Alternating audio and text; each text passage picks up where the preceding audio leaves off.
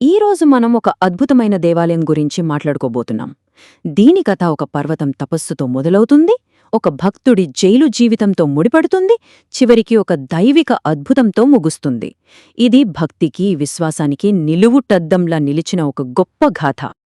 ఈ ప్రదేశాన్ని దక్షిణ అయోధ్య అని పిలుస్తారు.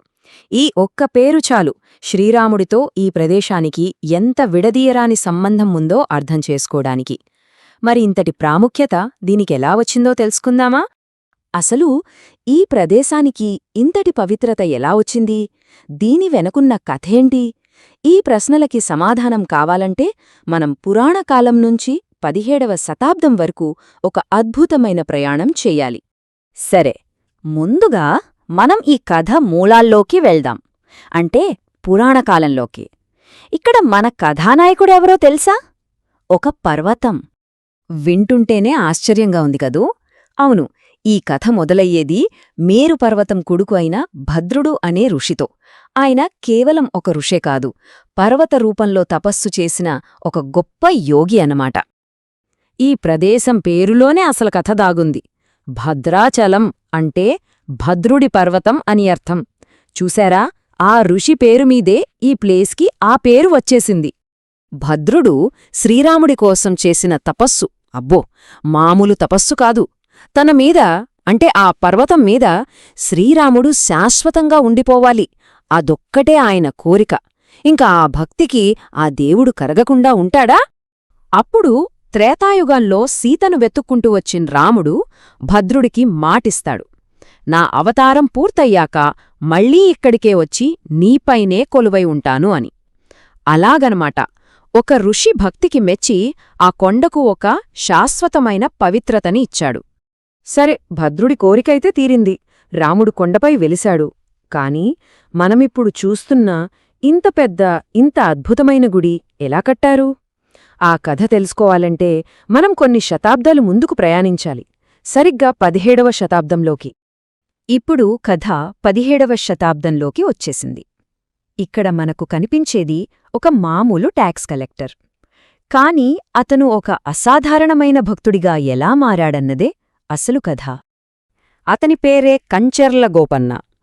గోల్కొండ నవాబైన తానీషా దగ్గర ఒక తహసీల్దారుగా పనిచేసేవాడు. చెప్పాలంటే ఉద్యోగం ప్రభుత్వానిది, కాని ప్రాణం మాత్రం రాముడిది. అంతటి రామభక్తుడు. అలా ఒకరోజు అడవిలో తిరుగుతుండగా గోపన్నకు ఆ కొండమీద ఎవ్వరూ పట్టించుకోని రాముడు, సీత, లక్ష్మణుల విగ్రహాలు కనిపించాయి. అంతే, ఆ క్షణమే డిసైడయ్యాడు, ఈ విగ్రహాలకి ఒక అద్భుతమైన గుడి కట్టాలి, వాళ్ల కీర్తిని నల్దిక్కులా చాటాలి అని గట్టిగా అనుకున్నాడు. అయితే మరి ఈ పెద్ద పనికి డబ్బులు కావాలి కదా. దానికోసం ఆయన ఒక పెద్ద సాహసమే చేశాడు. ప్రభుత్వానికి కట్టాల్సిన పన్నుల డబ్బుని తీసి గుడి కట్టడానికి వాడేశాడు. బస్ ఇక్కడే కథ మొత్తం మలుపు తిరిగింది. ఆయన తీసుకున్న ఆ ఒక్క నిర్ణయం ఆయన భక్తికి ఒక పెద్ద అగ్నిపరీక్షలా మారింది. ఆ దెబ్బతో నేరుగా గోల్కొండకోట జైలుకు వెళ్లాల్సొచ్చింది. ప్రభుత్వ డబ్బుని తన పర్మిషన్ లేకుండా గుడికి ఖర్చు పెట్టడం నవాబ్ తానీషాకి పిచ్చకోపం తెప్పించింది. దీన్ని ఆయన ఒక రకమైన రాజద్రోహంలా చూశాడు. వెంటనే గోపన్నను అరెస్టు చేసి గోల్కొండ కోటలో ఒక చీకటి గదిలో పడేశారు. ఆ జైల్లోనే, ఆ కష్టాల్లోనే గోపన్న రాముని దాసుడయ్యాడు. అప్పటినుంచే అతన్ని అందరూ రామదాసు అని పిలవడం మొదలుపెట్టారు. ఆ జైలు గోడల మధ్య కొరడా దెబ్బలు తింటూ రామదాసు తన బాధనంతా, తన భక్తినంతా, తన ఆవేదననంతా కీర్తనలుగా మార్చాడు. అవే రామదాసు కీర్తనలు. అవే ఈ రోజుకి మన ఇళ్లల్లో వినిపిస్తూ భక్తి అంటే ఇలా ఉండాలి అని చెప్తాయి. ఇక రామదాసు భక్తికి అసలైన పరీక్ష మొదలైంది. ఇప్పుడు అతని ప్రార్థనలకి జవాబు చెప్పడానికి దేవుడే రంగంలోకి దిగాల్సిన టైమొచ్చింది. కథ ఇక్కడ ఎవరూ ఊహించని ఒక అద్భుతమైన టర్న్ తీసుకుంటుంది. తన భక్తుడు ఎన్ని కష్టాలూ పడుతుంటే రాముడు చూస్తూ ఊరుకుంటాడా? లేదు. ఒక రాత్రి నవాబ్ తానీషా ఆస్థానంలోకి 2 వ్యక్తులు వచ్చారు. వాళ్లు మరెవరో కాదు, శ్రీరాముడు, లక్ష్మణుడు. సాధారణ సైనికుల వేషంలో వచ్చి రామదాసు బాకీ ఉన్న 6 లక్షల వరహాలని బంగారు నాణేల రూపంలో చెల్లించి రసీదు కూడా తీసుకున్నారు. వాళ్ళు ఇచ్చిన ఆ కాయిన్స్నే రామటంకాలు అంటారు. అవి ఇప్పటికీ భద్రంగా ఉన్నాయి. వచ్చింది. సాక్షాత్తు దేవుళ్ళని తెలుసుకున్న నవాబు షాకయ్యాడు.